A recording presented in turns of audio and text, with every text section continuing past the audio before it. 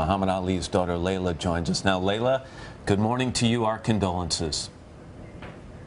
Good morning. Thank you. How are you doing? How's the family doing? Well, we're sad. I personally have been sad for a long time. My father's been struggling with Parkinson's disease for many years, and it's not easy. It wasn't easy to watch him suffer. So knowing that he's not suffering anymore is what gives me comfort. You know, I prepared mentally for many years that, you know, obviously one day I was going to lose my father, and that time has come. And I think that the whole world is sad. Anybody who ever loved him, and so many people do. So I don't feel alone. It's not just our family, it's the whole world.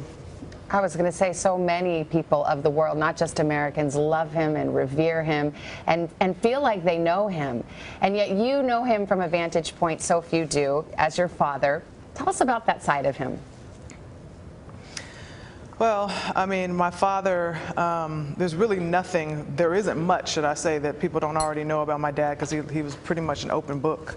You know, he treated kids that he didn't know the same as he treated us when it came to how much love he showed. And you always see him picking up kids and kissing babies, and he always puts children first. And a lot of the work that he's done, his humanitarian work, is about you know, making sure that kids have a brighter future.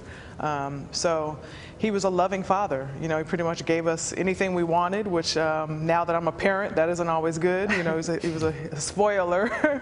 But you know, that's what I always remember, just being kissed and hugged, and him just being that person to just give you anything you want, because he wants to see a smile on your face. You talk about kids. There was this young man who was just interviewed in Craig Melvin's piece, who was living in Louisville, and so what I got from him was I learned that you can do great things and you can change the world.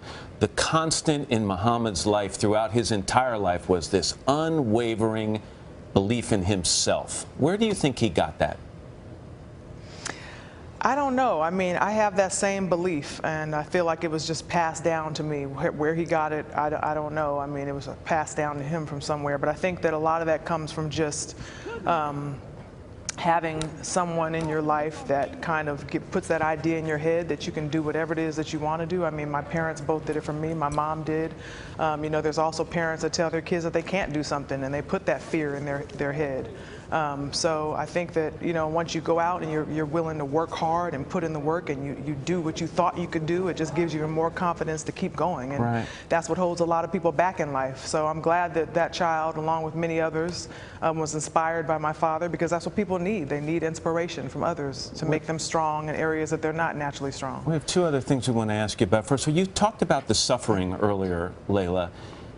You said it was hard to watch. Do you think your dad had grown weary of this fight? He was such a fighter, but had he grown weary of this fight with Parkinson's? That would be hard for me to answer that question, but I would say never to the point where he wanted to move on. I know that my father, one of the things he was afraid of was death. And he definitely wouldn't want to just move on. But we're not in control. Obviously, God is in control, and everything pretty much is written. And you know, it was time for him to go. And I know he's in a better place now, and he's talking again and moving again and doing all the things that he couldn't do in this body. And you know, I'm happy for that, even though I will miss him deeply.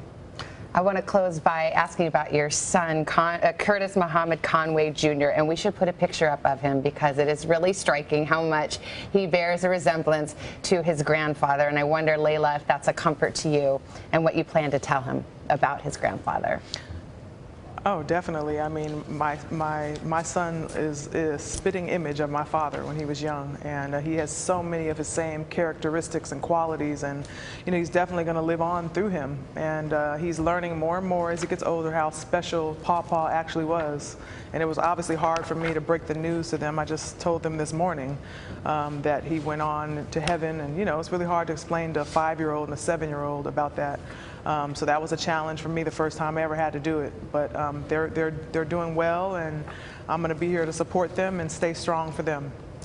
Laila, I know how proud your dad was of you, and again, our condolences. We mourn with you and your family. Thank you very much. Thanks for all the love. I appreciate it. Thank you. Hello, Today fans. Thanks for checking out our YouTube channel. Subscribe by clicking that button down there, and click on any of the videos over here. to watch the latest interviews, show highlights, and digital exclusives.